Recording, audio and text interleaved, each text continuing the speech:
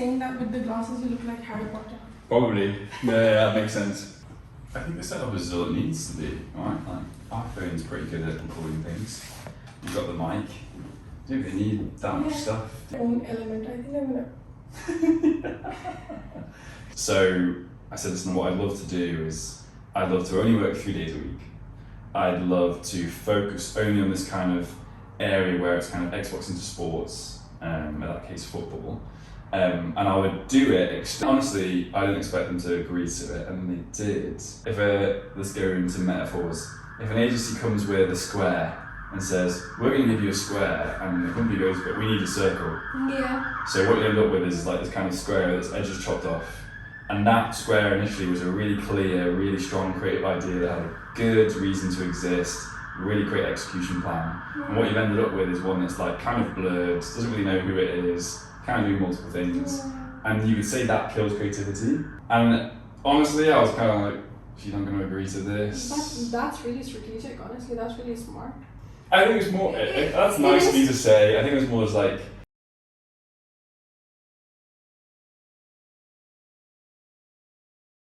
So how long have you been doing marketing though? Since, I guess formally, since 2015. Oh. So I was an intern at Microsoft. Yeah. If you saw that. Yeah. So I kind of told you my degree initially was entrepreneurship, and I got in there, and every single week they'd say, so you can't learn entrepreneurship, you got to do it. Yeah. I'm like, okay, why am I wasting my time? But there's a great module I took in the first year, which was advertising. Yeah. And I just loved it, because I loved, even though I flunked my psychology, I loved psychology.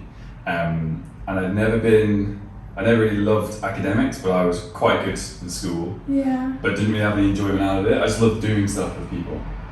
So I had so many different jobs. I was a lifeguard, I was a barman, I worked in gardening. Yeah, I love that. It was cool. Gardening, I was like security on film sets. Like Yeah. I used to wash cars. I had so many random jobs. And when I got to uni, I was like social secretary for the college. So I was organising all the events. I just loved doing stuff. And then when advertising came along as a module, I didn't really understand it very well. I didn't go to university with this intention of like doing that. But I just really loved it. It was like there's a course we had to come up with the idea for a name for an ad agency. And we did a little competition, and I won this little competition. I was like, oh, I really love this. Yeah. And so that year I was like, okay, I need to change my degree, but I want to find a degree where I can just be a bit more like hands-on, like placements in industry. And there's a degree which is called marketing management, which had a big portion of advertising in, but a lot of it was like global marketing management, which has so many different courses and means a lot more kind of commercially focused stuff, some finance stuff, and then communication stuff. Yeah. I was like, I'll do that, and it came with a year in industry. And I remember in my second year, I was still kind of coming off the back of my first year, where I just basically parties, didn't really work too hard. Yeah, that's fair. It's kind of what you do. And I was with a girl at the time, and she used to say to me, "Yo, you don't really apply yourself. Like you're kind of having a lot of fun. You use jobs, but you should apply yourself." And I remember, out of almost spite, I was sat in the back of a lecture theatre one day, and I was like, "Right, I'm going to find the hardest internship I can and apply for that." So I found this Microsoft internship. You get like 6,000, I think it's like 6,000, 7,000 applications every year for these internships. Yeah. And they have like between like 20 to 100 spots. That's really competitive. Super competitive. Yeah. And I wasn't smashing it out of the park academically, but I was doing okay. Yeah. And anyway, I applied that, and I applied for a few others. And there was like 6 or 7 stages you go through where you do like a video interview. You start just in the CV, that gets screened. Your application, you do like a video interview, which is not with a person. Okay. It's kind of like records questions back at you, just speaking to a camera, which you do. Yeah.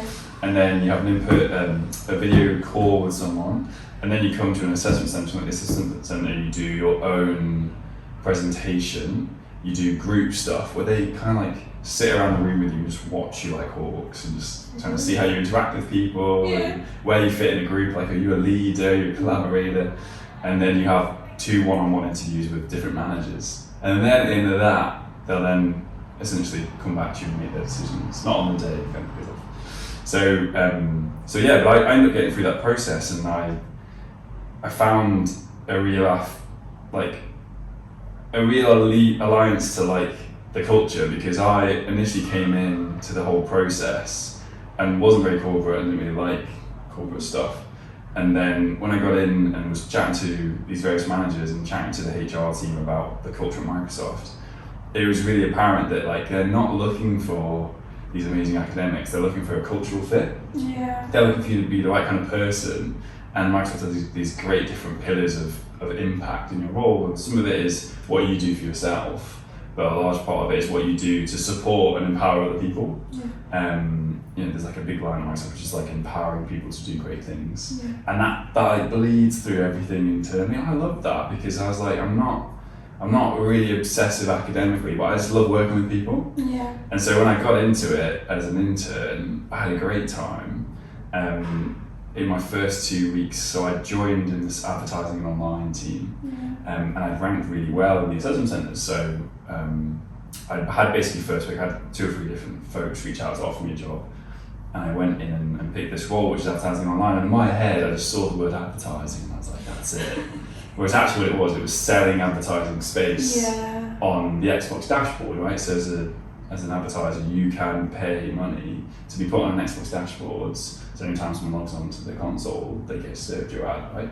So it wasn't really what I thought it was going to be. Yeah, I get that. But unfortunately, in the first week, so there was 14 of us as interns on that team, and the team got sold on our first day. Oh. So that department was acquired by another company, and suddenly we had no jobs. Like day one, walk in, and I'm like, Mum, Dad, we're a bit screwed. And so they went into this process where they said they would basically spend the next kind of a week trying to replace us, and I'm just notoriously impatient.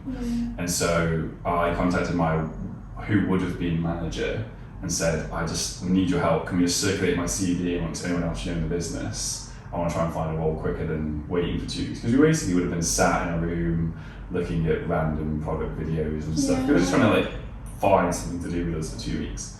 It was a bit of a weird situation. And what happened was the Xbox team reached out to my would have been manager, a guy called Keith Aerosmith. And they said, we'll take Jack, but we don't know where to put him. And so all the different managers, and it was what that was called the Xbox EMEA team. So Xbox's regional team that covers Europe, Middle East, and Africa. Yeah. And then basically the managers had to all kind of pitch for me as a resource, as like an extra pair of hands. And I ended up split across brand partnerships and events and integrated marketing, which is quite a cool 2 different sections, right? So brand partnerships is taking, Xbox as a brand in gaming, and then finding something cool it could do with Doritos as a brand in FMCG, and like, what is that middle section of the Venn diagram that you can do together, where Doritos gets to speak to Xbox fans, and Xbox gets to speak to people buying Doritos. It's kind of like it's called contra marketing, right? So there's no money that changes hands, but it's like value. So I was doing that, and I was doing integrated marketing, which was kind of basically focused on above the line. So anytime Xbox was doing its own campaigns, and the EMEA regional team were focused on how do we make that as effective as possible for those markets.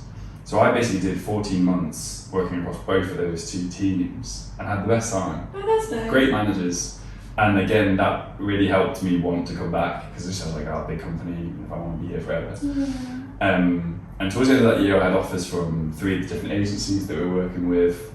And I was like, you know what, I think I would rather come back to Xbox if the offer came. Now, what you would normally do is you would then apply for a graduate scheme, and then when you graduate, you would hopefully get a role in there. But what happened was Xbox reached out to me directly and just basically gave me a manager's role when I came back. I didn't have to do the grad scheme. Oh, that's really nice. They just brought me back, it was fantastic.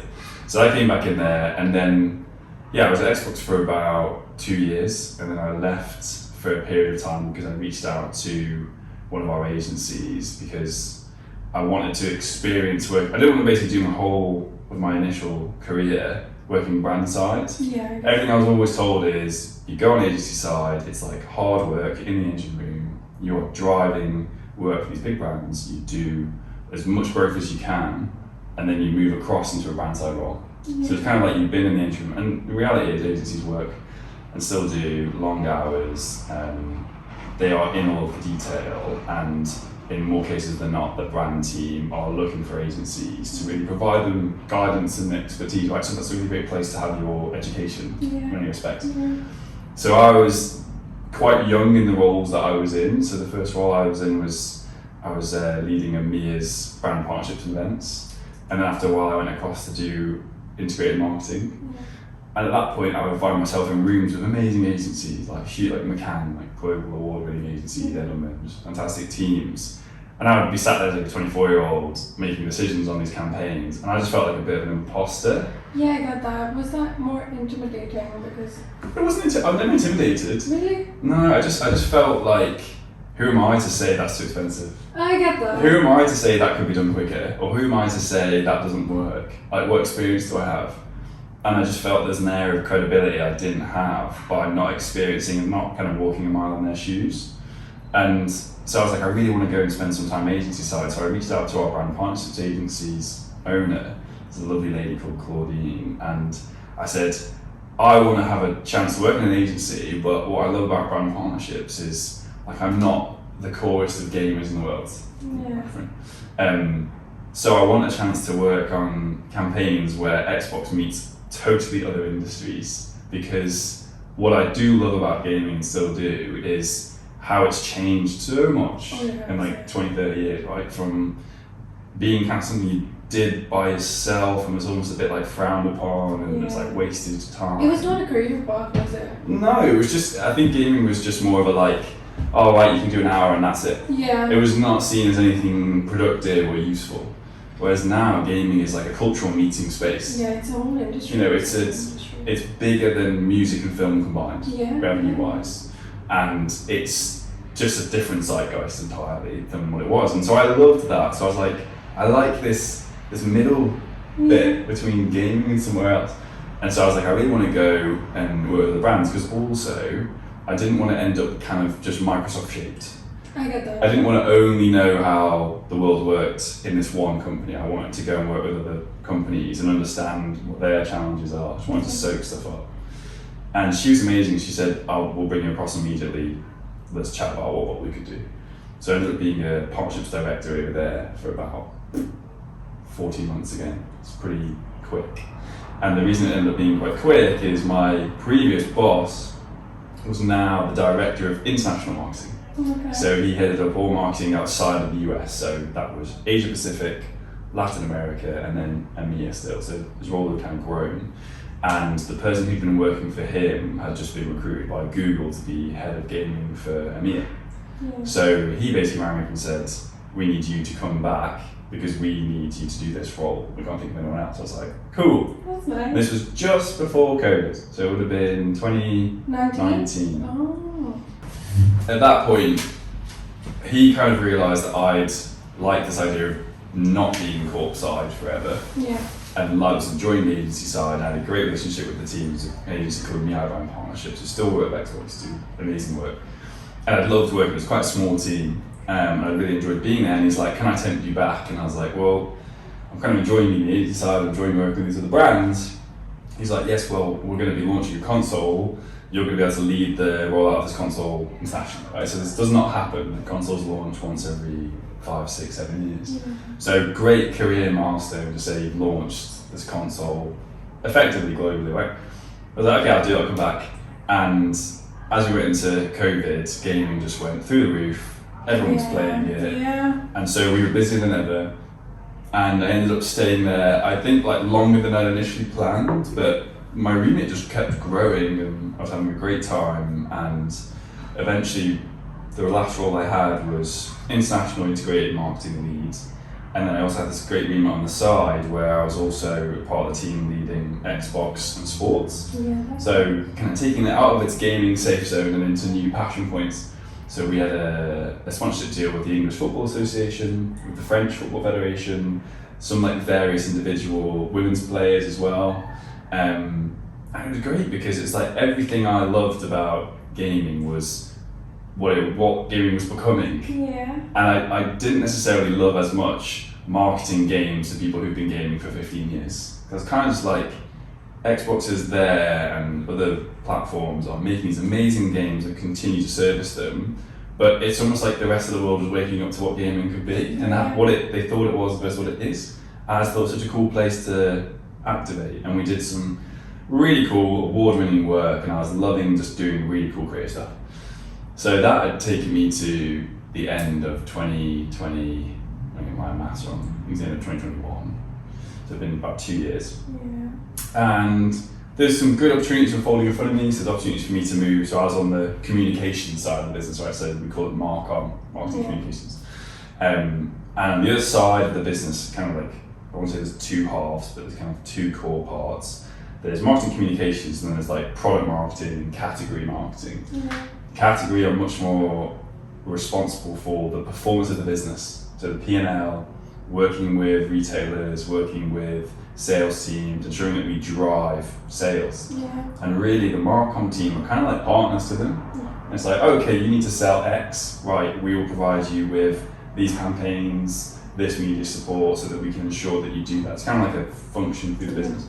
So I was having some great offers coming my way from here, because it was kind of like, oh, you've done this, now kind of round out your experience with more product marketing stuff. Just didn't really tickle my pickle, it wasn't really for me. So I was like, I don't want to do that. And then the other opportunities I had was, also I was based in the UK and I was just kind of international lead. The roles that were coming up were global roles where we're based in Seattle, so we're based in Redmond. So the next thing was like going to what's called like the mothership, flying over there and leading the global rollout of, maybe one particular game. What I didn't love about that was my role then was I was across everything. I was basically that linchpin between a campaign coming out and it working across all these different markets, and it could be to do with the media spend, it could be to do with the channels they choose to go to market with, it could be to do with cultural nuance. You create a campaign and it's global, and what might work in France in terms of the tone of voice, the humour, even like chosen actors and talent, suddenly getting to Poland doesn't resonate with anyone. They don't think it's funny, or you get into the Middle East and it just doesn't work with the culture. And so I love this idea of we have to kind of make these slight adjustments and changes, but keeping it a consistent campaign. And I absolutely love working with all the different teams, all the different regions. My friendship group is very multicultural, very different backgrounds. And I loved that, because I was working with all these different teams and just learning so much about these cultures. So the idea of leading and growing things like that's not for me either. So I was like, right, well, I think I'm gonna have to leave, but I don't really know what to do. And all I'd known was I'd worked very hard, sacrificed, I'd say, bits of social life to move quickly up the business. And I was kind of like, I need to have a bit of a break. So I spoke to my then VP and basically gave her like 7 months notice and said, I'm gonna leave next June. Don't know what I'm gonna do yet, but I'm gonna leave. That's a big leap. It wasn't, I didn't feel like a big leap, because I felt like I had a lot of time to think about it. Yeah, that's... And she turned around and said to me, you've now given me 6-7 months to negotiate with you, to keep you here. And I was like, okay, maybe this is a good idea, maybe this is a bad idea.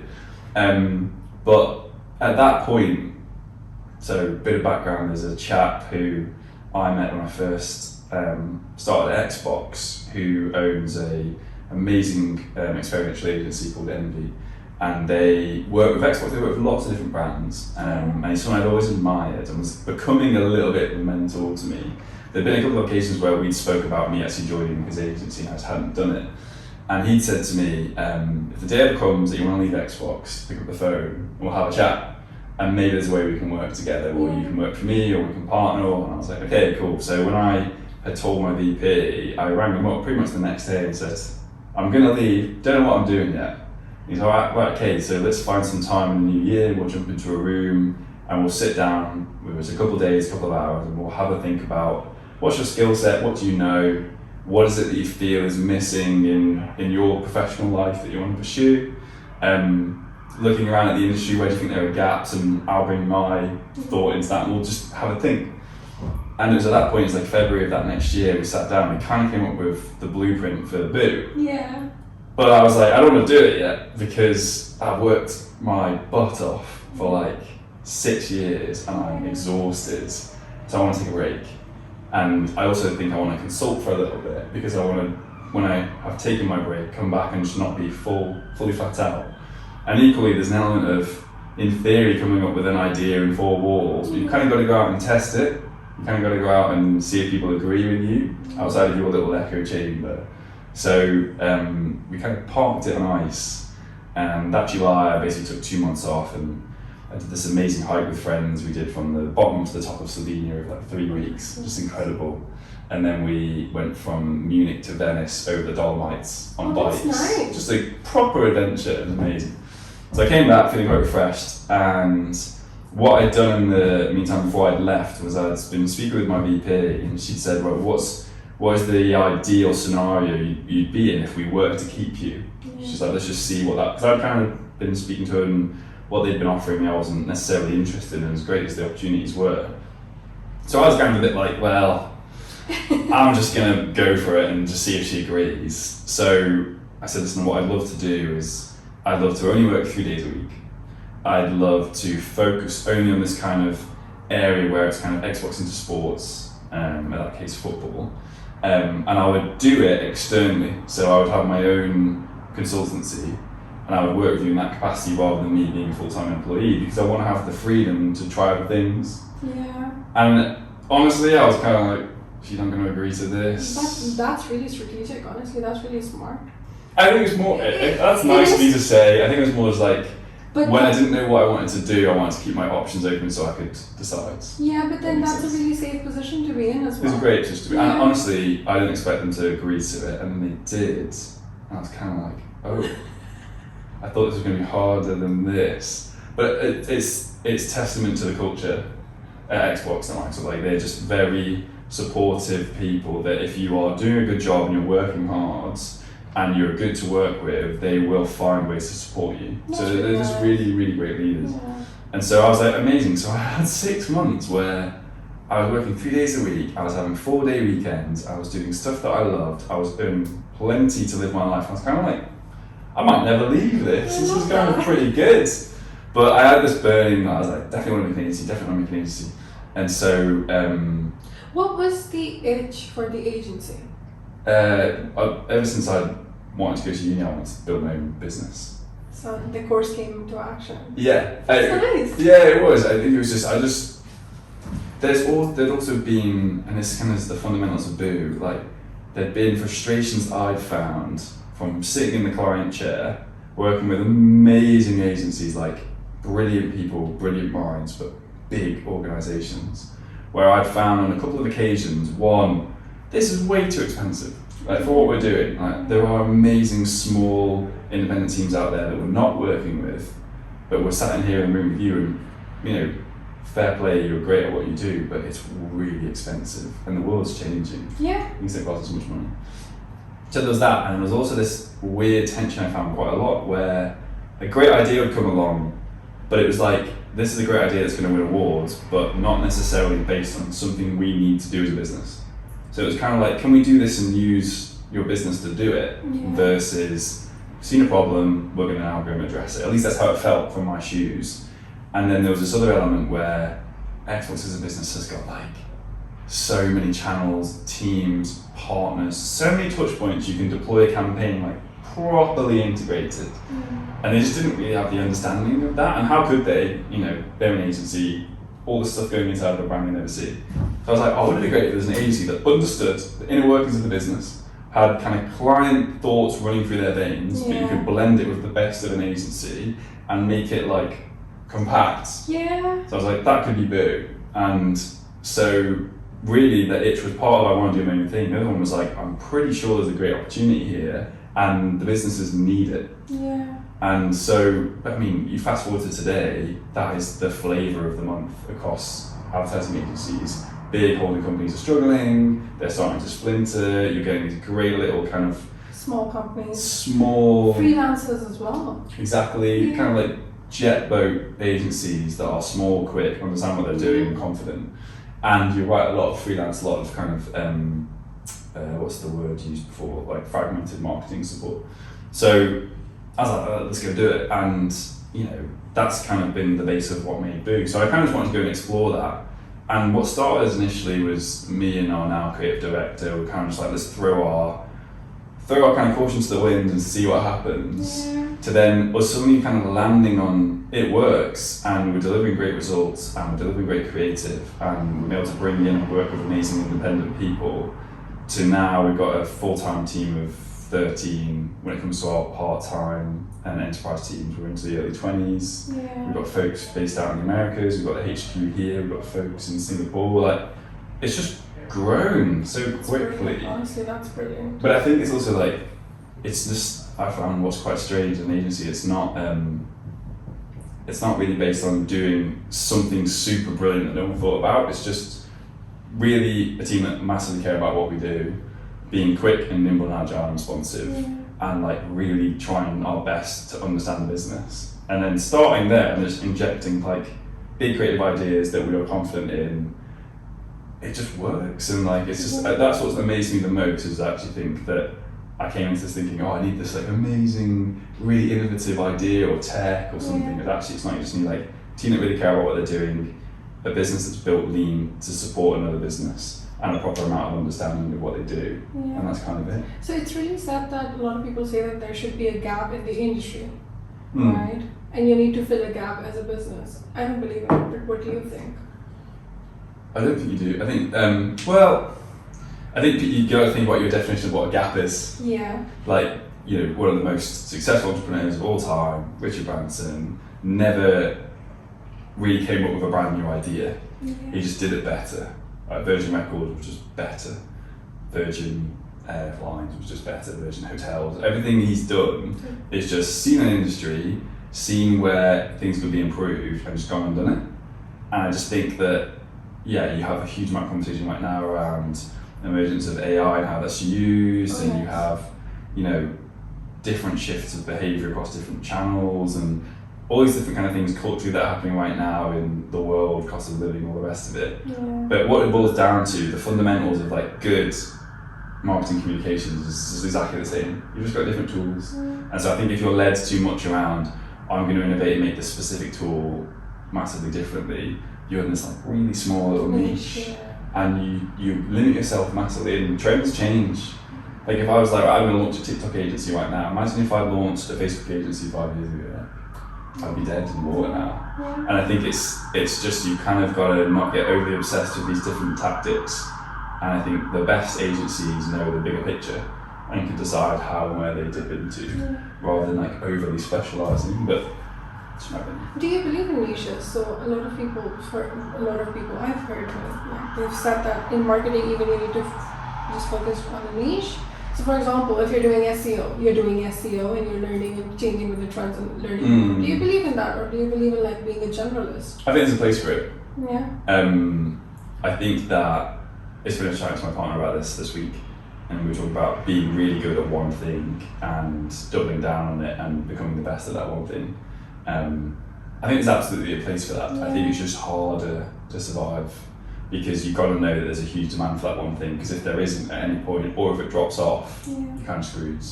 And I think that for me, what I saw was, anytime there's like a big campaign brief, big brands naturally go, whoa, holding company, loads of resource, global offices, security, confidence, credibility, and smaller independents just never got a look in. And the only time smaller independents were really approached was, it was like, I want to do a TikTok campaign in this market with creators in this industry, and you kind of went and found a really specific agency that did that.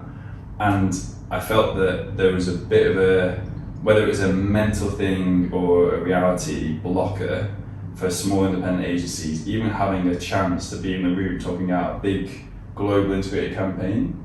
And I just thought that was a shame, because there's amazing talent, and you don't need, it's proven now, you don't need a big global holding agency to do a big global campaign. We did, after 12 months of existing, we did a big worldwide creative campaign for Minecraft. Yeah. From the year. Like, there was like 7 of us in reality. But it's trust and credibility, and I think the hardest thing for small agencies is being able to build that credibility quickly to have a chance at those kind of briefs. And we were very fortunate that we were trusted very quickly. And we went in very confidently and was like, right, well, let's go and show what we can do immediately, and not be safe and not just kind of give them what they want to hear, but do what we think is really right for their business. And it's just grown from there. So yeah, I think there's a place for niches, Yeah. but I think for us, we found that the niche there was that there are no small independents that do global integrated campaigns, and that's kind of what we wanted to do. So Xbox was your first client. Yeah, natural fit, right? Like, if our whole recipe is we understand your business, we bring intelligent creative solutions to it. Yeah. What is the business that I understand better than Microsoft? And I think I've been around the company long enough to really understand where those shortfalls were, but primarily also where the opportunities were for the business. Now, you have to go through a period of time where you are separate to the business, because previously I'd been a business leader, then I moved to running an agency, so I had to take like a 6-month break of really not engaging with them at all. And then you come back, and that's how you get that level playing field of another agency kind of coming with you. But equally, there are some agencies that have been connected to the business for 10 years. Yeah. You could argue they have more of a leg up of ways of working, they've got experience with procurement, but we kind of went through that process. And I just recognised there were areas within the business that were underserved creatively, but had huge amounts of focus on and importance for the business. And there was just almost a standard that was just like, it's always been this way, really transactional assets, no storytelling, no really understanding what Xbox can be. And I was like, let's go and work with those teams and help them elevate what they do. And that's kind of a lot of the work where Xbox brings campaigns to life through their partners. Yeah. So it could be Amazon's, it could be Walmart's, it could be Curry's in the UK, right? It's as soon as Xbox's words and kind of communications leaves their owned channels and their place that they're own, it's kind of a bit of a Wild West. Yeah. How do you bring it to life? Yeah. And I just felt there was a great opportunity there where there's really hard-working teams. They don't get given cool stuff, and they should do. And most of the people that walk into retail or go onto, an e-commerce page, they're not gamers, because most gamers now are buying more of their content direct to Xbox. They don't go to Argos, right? Because they've got a console, they want a console, they can buy another game, or they can order a controller online. So you've kind of got to do the job again of making people fall in love with this brand through these partners. So that's a lot of what kicked us off, really, was working with that. And now we've moved right to the end of the funnel where we lead Minecraft's brand storytelling. We work with incredible brands across the Americas. We are working with some incredible brands out in Asia Pacific, and it's kind of at both ends where it's storytelling right at the top of the funnel, building awareness, changing perceptions, and then also kind of at the more like traditionally boring end of the funnel where it's a bit more transactional, finding that place for creativity and linking that to actual business results. So our goal is kind of like, how do we close those two ends together so they don't feel so separate, essentially. That's really nice. I see you light up whenever you talk about like Xbox. I don't know if it's the first love of your life, Jack. I don't know. Yeah. It's hard. It's a funny thing that with Xbox, there's this thing around you can leave, but you always bounce back. Yeah. But it's not Xbox, it's Microsoft. Like Microsoft's cultures, and it's not an easy time at the moment with Microsoft. There's been a lot of job cuts, but we've come off of a big, especially in Xbox, we've come off of a big bubble with the whole industry and with advertising as well, with COVID. And then you're in this kind of weird place of recalibrating how many people you need in the workforce, how much money is made. And I think gaming as well is going through a bit of an evolutionary phase. And these things happen, but like what sits at the culture of Microsoft, I've always found is quite unique. So for me, when I went and set this up, I was like, I would love us to work with a brand like them, because I've experienced firsthand how great they are. And we work with other global brands now, some I can say, some I can't, but they've all got their own unique style and approach. And some are a little bit more in the dark ages, some are a little bit more kind of with us now in 2025. But I loved the idea of working with Microsoft because that's such a positive early career experience. Yeah, that is. Of like finding a place where you didn't really think you'd have one. And Microsoft, you think, it's a bit like, I don't know, I always thought it was quite elite. I always thought you have to be like this academic god, but actually they just want great people that support other people and do good work. And I think I want to bring as much of that into this as I can as well, which is important. Do you have some values that you have from like that 9 to 5 with Microsoft? Have you got something here at We've just done, we're still finishing it, so we've done a values book for Boo and a tone of voice for Boo, trying to find our voice. So we're approaching 2 years old, and the first 18 months we were kind of trying to focus on just being like so credible and so trustworthy immediately, but it didn't really feel like we were ourselves. It kind of felt like we were trying to make sure that we're showing that we're trusted, because we know that if you trust us, we'll do amazing work. Whereas what we have now is we have this like amazingly great set of case studies for a variety of brands and a variety of types of work, to the point where that's now our credibility. Yeah. So we don't need to like absolutely overly do it in terms of like we're a global agency and we're capable, and actually we're just going to go look at this work. This is now what we're about. So now our values are much more focused around what we bring to the table. Like big one for us is empathy. It's really understanding our partners to the like obsessive degree, and it's like really getting into their business. And like that's what I loved about being able to come back and work with Microsoft Xbox, because I really understood the pain of what it was like on that side of the table. And so even in our hiring, we bring on board folks in our accounts and our project side that are ex-brand, which in theory, when you think about running an agency, doesn't really feel like the best idea, because they're not inherently baked into like agency processes moving quickly. But this empathy of understanding who you're working with is so important to us.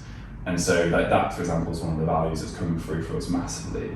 And then the other side of that is just bringing kind of smart creative solutions that are not built with our benefit in mind. They're all about the partner. So there's a really big ongoing, I feel like, wave of debate in the industry around big global creative awards like the Cannes Lions, these incredible festivals, and there's so much credibility and so much like history behind this festival, but the money. Yeah, I know, I saw that. The money that goes into it, and also just like in some cases I find a little bit of the old advertising culture of like, let's all schmooze each other and give each other champagne, and then you'll give us this work and we'll give you this, and I've never really signed up to it or liked it. And so for us, while I really want to make sure that we can win awards for our clients and for us, it's not top of my list. It's kind of nice to have, and I think that so many agencies I've worked with, they're like, success for us is a Cannes line. And that's the industry. The industry's created this echo chamber well around other agencies rewarding other agencies and other creators rewarding other creators for their great work. But really, we're not doing it for them, we're doing it for these guys. And so for me, this is our priority. If this happens to be recognised, amazing, but it's not really the top of my list.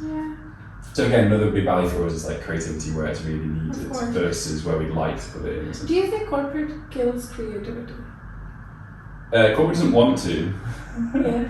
but it does sometimes, yeah. But that, again, this is why empathy is so important. Yeah. Right? So if let's go into metaphors. If an agency comes with a square and says, we're going to give you a square, and the company goes, but we need a circle. Yeah. So what you end up with is like this kind of square that's edges chopped off. And that square initially was a really clear, really strong creative idea that had a good reason to exist, really great execution plan. And what you've ended up with is one that's like kind of blurred, doesn't really know who it is, kind of doing multiple things. And you would say that kills creativity.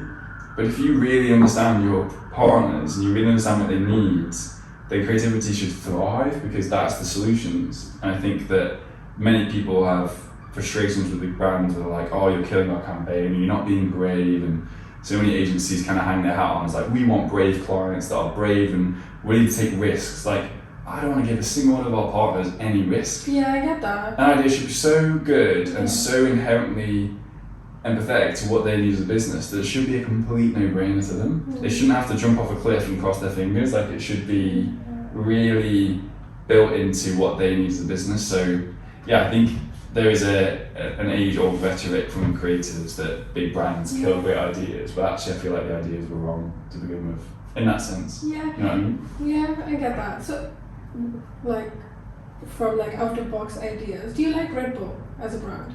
Do you like their campaigns? As in, do I like that they've got into extreme sports? Yeah. Or do I like how they create their campaigns? How do you create the community around it? I like it in the sense that it's really clear. Yeah. I think a lot of brands, so a lot of the work that we do is taking Xbox into new verticals, right? Yeah. And Red Bull is in a drinks brand, and it wanted to go into sports, and it wanted to be seen as part of this kind of extreme sports. And what Red Bull does really well, and a lot of brands are hesitant to do, is brand building. And that is not paid media, that is not paid to click campaigns, that is building a really apparent layer of salience of like what you are and what you're not. And what they are is like extreme. Extreme. In every sense of the word. Yeah. And they put their money where their mouth is, and Yeah. they go and pay to play, and they don't just jump into culture, they create it because they build whole tournaments, they build teams from the ground up, and it just like seeps through everything that they do. But that requires so much confidence and investment to go and do that. A lot of other brands will say, and I've been in many boardrooms when someone's going, like Red Bull. It's like, well, do you know how much Red Bull are paying to do that? A year? Versus the money you want to now spend on this to be like Red Bull. It's not going to happen. No. And I think that I've worked with so many marketing leaders who are frustrated at the fact that their leadership don't want to put that level of investment in, but have the same expectations. Yeah. And that's where there's a big mismatch in a lot of brands is they want to be like a Red Bull and they want to create culture, but then at a leadership level, they're not really willing to invest the dollars to do that. Yeah. And the time. That's not something that happens over 3 months. It's like years of building to understand who you are. So I like Red Bull because I like the fact that they've been relentlessly consistent with who they are and what they do, and they've put their money where their mouth is. Yeah, but then we've seen a shift in the industry, haven't we? With like activations and then all of these brands, like small, medium brands, really going out of the box and doing something for their community. Or community is now a very big word. Yeah. What do you think about that? I was going to flip it. Why do you think they do that? Yeah. Why do you think they do I that? think they do that so that they could create. We were talking about Red Bull. Red Bull has a really strong community. Yeah. So just like that, they want every single brand wants their own community, their own people that they could provide something to, bring value to. Yeah. So I think it's pretty cool. Yeah. Again, I think it's related to brand building, right? Like you don't you feel a brand. Like a brand becomes part of you. Like if you like Nike, you wear Nike. Nike represents who you are. Just do it is what you're about. Yeah. But they have to bring that to life in touch points. And I think, especially now with the younger generations, like Gen Z, Gen Alpha, they grew up in digital, but they have this really weird relationship with it. Oh yeah, So millennials grew up and they suddenly were like, whoa, phones are amazing. Yeah. Didn't have that 5 years ago. Holy crap, I can play, Fruit Ninja, whatever it is on my phone. This is unbelievable. And it was kind of like, tech was something that's like, oh, give me. Whereas when you were Gen Z and Gen Alpha, you've grown up with it in your face constantly with a generation that thinks, how cool, and you're kind of like, oh, I don't really like it. And then when you get online, it's pretty toxic, people don't really like each other, and now there's AI, most of the stuff isn't real, people are trying to convince me to do things I don't want to do. So a lot of this generation is kind of going, I don't want to break from it. And that's why you see like these Nokia brick phones coming back that people love. You see these trends, like I think there's a cafes opened up in Amsterdam where you just cannot bring the phone in, and basically all you do is you sit in these books, and like they're having a big digital detox moment. And so brands are listening to that, and a lot of, especially like digital first brands now, and we do a lot of this with kind of Minecraft, and kind of they're navigating this. They've been alive for 15 years, they're the best selling game of all time. What's the next 15 years look like for them? And brands, some of them are having to rethink a little bit around how do they engage with this new audience, and how do you build brand love with them? And a lot of it is experiential. It's like on the ground, it's grassroots, and it's investing in stuff that's not going to give you a return right now, but it's going to build a relationship over time. Like some of the car brands are amazing at it when they're doing huge big deals with toy companies, and they're F1 are doing a huge amount of it right now where they've got the stuff with Lego, they've got the stuff with Disney, because they're trying to build a relationship with people who are currently not even close to engaging with them, but in 5 or 6 years might, and they need to have that like initial relationship with them that is just not built with an advert on your phone, like it's built with execution. And I think that brands are recognizing that, and obviously also we've just come off of COVID where no one could do any of it. So culturally there's a huge desire to do stuff in person, to connect in person. And so all that boils together, and brands realise that they've got to add value and they can't just litter you with adverts. Fun fact, I did my research on my focus group on like Gen Z, millennials and boomers on experiential marketing, so like activations and all of that. Boomers, no, it's a no for them. They really like those like personalization, going to the tailor, you're getting the suit fixed, all of that. Millennials are really excited about it because they've always been excited about it. They saw like the whole change in technology and all of that. But then Gen Z, they're like done with it. With Activations, AI, experiential marketing, they're done with it. They're like, it's so much clutter for us. Every single email or every single brand is doing it. So you said a few different things there. Yeah. You said activations. Yeah. And you said AI. Experiential activations. So experiential, and then you said emails. So emails isn't clutter in itself. A lot Yeah. of brands send emails with like AI. For example, North Face did that with Big Ben. They had their own, like the jacket on. The VR. Yeah. They don't like it.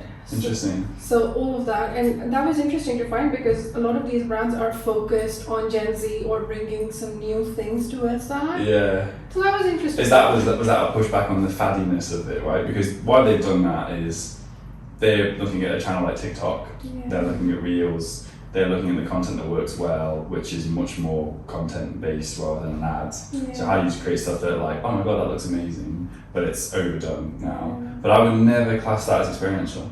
So are you talking about in-person events where people are meeting together, or are you talking about using tech to do like fun viral content? Using tech to do fun viral content. I agree. Not like in-person events. Because actually Gen Z love in-person events, right? Okay. Just checking, because that's kind of like, oh my god, that runs exactly the opposite direction of everything that we do. No. But I think it's true. I think that many brands kind of see something online and they go, I'll do it, and like 12 of them try and do it, and suddenly you lose your originality. And again, this is a bit of an impatience thing and a bit of a chasing culture. Some brands will chase it and react to it, and some brands will lead it. And to lead it, you've got to be brave, you've got to know what you're doing, you've got to know your audience. To chase it, anyone can do it. Like Duolingo is the best example. Like no one was doing social like Duolingo before Duolingo. But that was a young girl who just come into the role, was trusted with it, and just followed her instincts and did stuff that people loved and that she loved, and it worked. And now the brand's like, oh, how can we be like Duolingo? I'm like, well, no, you've got to be like yourself on that, right? You've got to have your own vibe. Personality. Your own sport. Do you think brands have personalities? Brands can have. Yeah. Some don't. What's Xbox? Some are copycat. Xbox is great. Xbox's tone of word I think is really easy. Xbox is environmental. And what's Boo's personality? Boo's personality, again, we're kind of going through this right now. Boo's personality, we don't attack anyone. We're not derogatory. We're ever the optimists. We are creatively exciting. How do I put that into a single person? So you're like a ray of sunshine. Ray of sunshine, I like that. Not to the extent that's just like glass is always half full to the point where you're sick of it. I feel like we're realists, but we're also very open. I don't know. I'm trying to think of it. I'm always thinking like a celebrity that is the right fit for us. Because Xbox is like Ryan Reynolds. They're amazing. Where again they're self-deprecating to an extent. They don't attack others, but they're always kind of very funny, very witty. They're trying to lead a joke rather than follow a joke. That's a really clear thing for me about Xbox. For us, we're kind of going for a little bit of like really understanding who we are a little bit. I think for me it's empathy, creativity, and where that comes to life in a person. That's kind of this. That's interesting. Also. All right, so I'd have to look at this. Go for it. So something that a lot of agencies believe in, but Boo doesn't, or you don't, and you're not going to put that into practice. I think probably the awards thing. Yeah, what is that? Is it chasing awards? Is it more about like networking and like what goes behind the scenes? I think some agencies, I'm totally brushing a broad stroke here, and it's my opinion. I think some agencies chase recognition from the creative industry over delivering amazing work for their partners. And I think for me, you get caught up in the wrong conversations, you get caught up in the wrong motivations, and you try and impress the wrong people, and it becomes a little bit of a vanity parade versus why do we exist? We exist to deliver creative services for brands. We're not in the art world. We're not creating art for art's sake. A lot of creative directors get really frustrated because they can't create their work because they want it to be this perfect artistic expression, whereas actually reality is we're trying to help businesses sell. In most cases, depending on who you're working for, you're in an environment when you're working with profit-driven companies, and they want stuff that's effective and works for them. And so I think that I want to make sure that we're always led by that versus I want to be recognised as the most creatively awarded agency, because I don't think as many CMOs and leadership value that as much as we did maybe 10 or 15 years ago. I think the culture's changing a little bit, and I think that actually the younger generations of marketing leaders coming through, they're a bit done with it. Yeah. And actually they know that they want to create work that, one, they're really proud of, but two, delivers work for the rest of the business. And I think that kind of slowly going in the days where it was about kind of everyone patting themselves on the back without any real results to show for it. Yeah. So I think that's the one thing for me, is that I do think there are some agencies that still overly focus on this kind of echo chamber of appraisal from other agencies. There's a place for it. Yeah. I think there's a place for great artists and a great place art, but you can't put that into a place where it's not needed. You know what I mean? Like no one is commissioning an agency to create campaigns for a campaign's sake. It has a reason, and if it doesn't have a reason, it's totally rudderless. Yeah. And you may as well just be creating art. And you know, if you're a CMO and you're tasked with driving growth of the business, driving engagement with an audience, it's a bit reckless to do that. Yeah. Unless there's a really great reason why that will connect to long-term brand equity, and there's absolutely opportunities there. But I think, yeah, for me, some agencies are too obsessed with, I've got more campaigns than you have. So what? That's nice. That's nice. So, what do you think? Pitch decks over people? Talk to me more about that. What do you mean? So, would you want to prefer like some agencies that I've worked with, and previously they have like stacks of pitch decks that are like filled with information and all of that for the client, Yeah. instead of literally focusing on the people and the people behind the brand, or the people that you want to reach as a brand. Okay. It's just an or question. You can't choose both. So when you say pitch decks, do you mean if Proposal. I'm going to meet a potential brand partner, would I rather give them a deck full of options that they can choose from, or would I rather go without a pitch deck and meet them and find out what they're looking for? That one. Yeah. I think a lot of agencies, and different when you're offering, will go, we do these 4 or 5 things, and you can choose from these 4 or 5 things. Whereas to be honest, every single client's different, and actually what a client needs is an agency that comes in and goes, I get what's going on, we'll solve this for you. Yeah. And I think that's better. So I think I could have a better meeting 10 times out of 10 with someone not having a pitch deck and talking openly about what they need. Because actually, I'd say 80% of the time you speak to a brand, they don't need you yet. Yeah. And you can't force them to need you, you can't guilt them into needing you. And actually I really respect brands that have big, long, loyal relationships with agencies where they become proper creative partners, and that makes better, stronger work. So I feel like if we go into a room and just start pitching and going like, we can do all these things, the brand's kind of like, Jesus Christ, it's like going on a first date and someone saying, this is what we'll do when we're married, this is what our house will look like. It's like, chill out, just met you. So I think that, I would rather get rid of pitch decks entirely and just do conversations. Yeah. And I think while doing the conversations, you could actually find the gaps. Yeah. And you could fill But it them. has to be organic, right? Like, Yeah. I can't go in and just fearmonger someone into working with us. Yeah. I can't be like, you should be doing this. It's like, no, it's just like, every business is so unique, and to think on the first meeting that I have the solutions to all of their problems is so arrogant and so untrue. And there's a bit of an element of creating this air of we know better than you do. We don't. No one knows their businesses better than the people inside of them. And I think a lot of agencies walk into the room like, we'll fix this. Okay. And the reality is, it's a collaboration. Even the best agencies in the world don't know the perfect solution to a brand's problem on the first meeting. Yeah. It's going to take a while to understand them, and it takes a client coming in. You can't have a bad client and an amazing agency and do good work. No. You've got to have a great collaborative, understanding client and a great collaborative, understanding agency, and that's what works well, because there are amazing agencies out there and there are clients out there that don't want to collaborate and don't want to open up and talk about their business needs. And there's no way good work can kind of come out of that. Yeah. So do you think that's a red flag in a client? Yeah, I just still think we want to work with them. I think I really want us to find clients that are also ambitious, that love what they do, Yeah. that aren't there working 9 to 5 to get home at the end of the day. Some people do, right? And it's like, I don't get me wrong, there's a place for that, and work is not everything. I think for us, everyone in this building absolutely loves what we do. and loves working with other people that are like, let's roll up our sleeves and do some great stuff. Like we've got a great relationship with the Minecraft team now. They are that to a T. We go into meetings and sometimes we'll all be sat there and we're like, we've got no idea how to solve this. But that is a great situation, and it's like, as an agency, we don't always have to have the answer. And as a client, you don't always need to be able to guide them. Actually, we should just be working together on it. And I think that's just such an exciting place to be in, where it's just like, no idea how to figure this out. What can we do to try and do that? So what is the biggest plot twist of your lifetime? I saw this question. Yeah. I couldn't. Biggest plot twist of my lifetime. I mean, in theory, I would, because I could have gone in a very different direction, was, like I said, before I went to uni, my plan had been to do physiotherapy. Yeah. And not really sure why, other than I like sport and I like biology. And I flunked my psychology exam at my A-levels.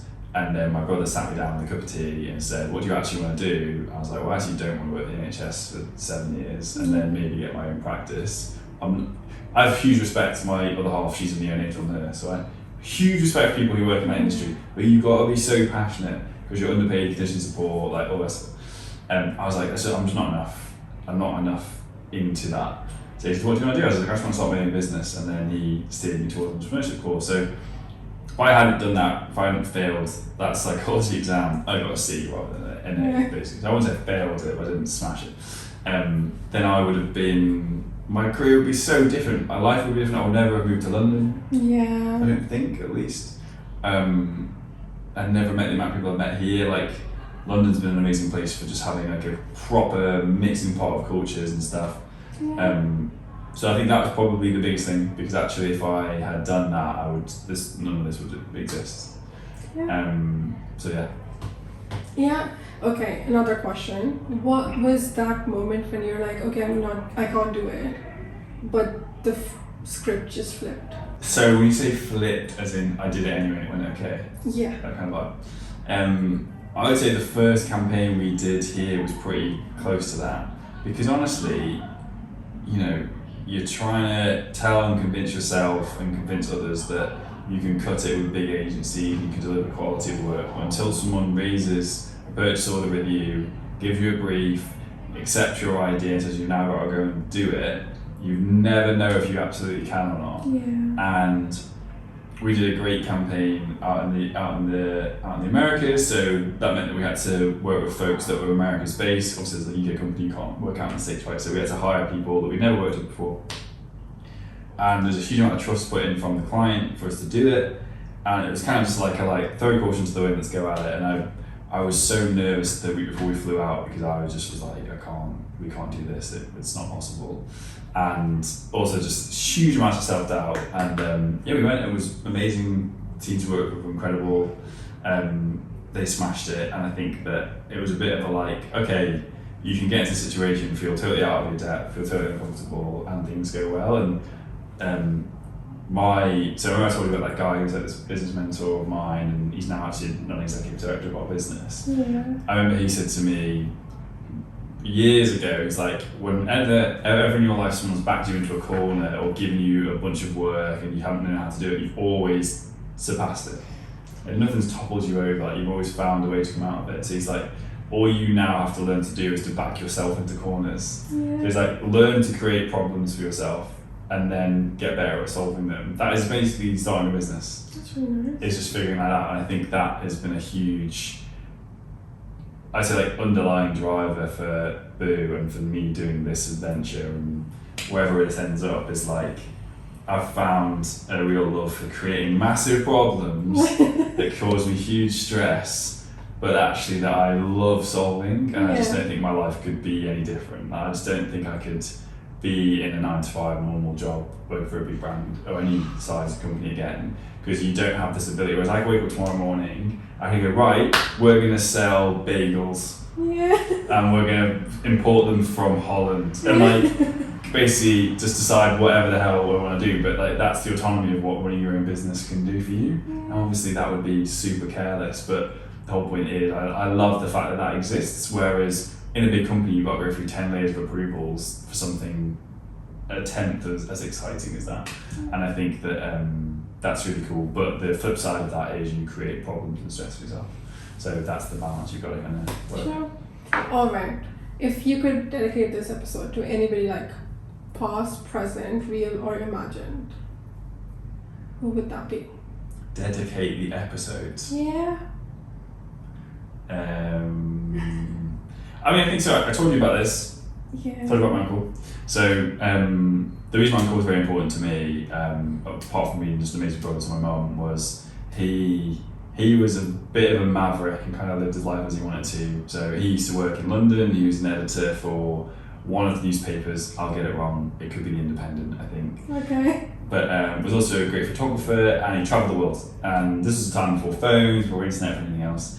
And I don't know, he could have made up half these stories, I'll never know, but he got just some incredible stories at various moments in his life where he's gone and done things and just gotten himself into all sorts of sticky situations and then come through the other side of it. So one of the stories he told me, which could be completely made up, but I'd buy it, was he did a long time in Africa and he met a girl out there and like fell for her and was like, I'm gonna impress you, and he told her that he could ride a horse and didn't need a saddle and could ride bareback, and she basically called his bluff and said, okay, do it. And the reason it came up was because they had horses, and he rode it, bolted, he fell off and like broke his arm. Oh, God. And I just loved the fact that in that situation he put himself in a situation where he knew full well he couldn't do it, backed himself anyway and just went for it. And I think that for me, I carry a lot of that ethos in my life because I'm just like, we've got one run at this, so let's do everything we can to do it really, really well, prepare for it, and just see what comes out the other end. So I think that this kind of entity of a business exists because of that kind of mentality that he embodied. So I'd say it would be him. Oh, that's lovely. Yeah. All right, last question, which is the mic flip. If this is your podcast, not mine, Yeah. whatever you want to ask me, one question. Where's this podcast going to take you? I don't know honestly at this point, but I'm thinking of it would help people. Yeah. So what's success for you for this podcast? 5 years time, what has this done for you and done for others? I don't care if it's done anything for me, like not like views or anything, but what I would care is if it's helped even one person figuring out their career journey, or Okay. even myself. Yeah. So what I want to do next with like Plot Out Loud, I don't know that, but maybe speaking to your other creatives, I'd learn that. So the idea that just by listening to other people's stories might make you think, I could do this, Yeah. or I've not thought of that, or why not give it a go, kind of like it. Yeah, Cool. thank you. Perfect. Nice.